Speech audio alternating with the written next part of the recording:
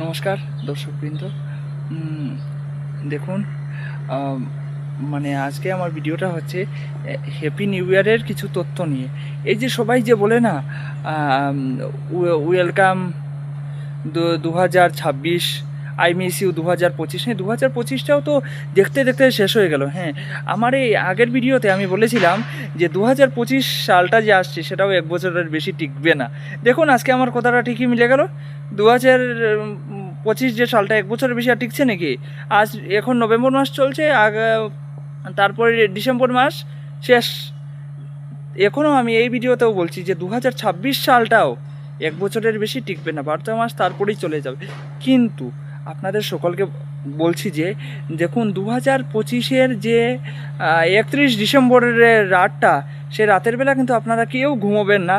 কারণ যদি ভুল করেও আপনার চোখটা লেগে যায় তাহলে কিন্তু সব সর্বনাশ হয়ে যাবে বলে দিলাম। সেই জন্য ভুল করেও চোখ বন্ধ করবেন না সেই রাতে। এখন তো আপনাদের সকলের মনে এটাই প্রশ্ন যে কী সর্বনাশ হয়ে যাবে। আমি বলছি যে যদি আপনারা সবাই যদি চোখ লেগে যায় আপনার, তাহলে একবারে নতুন বৎসর 2026-এ আপনি ঘুম থেকে উঠবেন। কিন্তু 2025 সালটাও আমাদের খুব ভালো লাগলো, সেই জন্য আমরা 2025-কে কখনোই যেতে দিতে পারি না। 2025-কে ধরেই রাখতে হয়। 2025টা আমার মতন আপনাদের সবারও ভালো কেটেছে, সেটাও আমরা জানি। আর দেখুন, এই দেখুন এখনই আমি বলছি যে এখন যদি কেউ, যদি কোনো ভালোবাসার মানুষ যদি আপনাদেরকে ধোঁকা দিয়ে যদি চলে যেতে চায়, তাকে হাসি মুখে বিদায় দিন। কারণ 2026 সালটা এসে সে নিজেই চিন্তা করবে যে আমার জীবনে আমি কাকে হারিয়েছি, যে এখনও পর্যন্ত পাগলের মতন কান্না করছে, এরকমই ভাববে।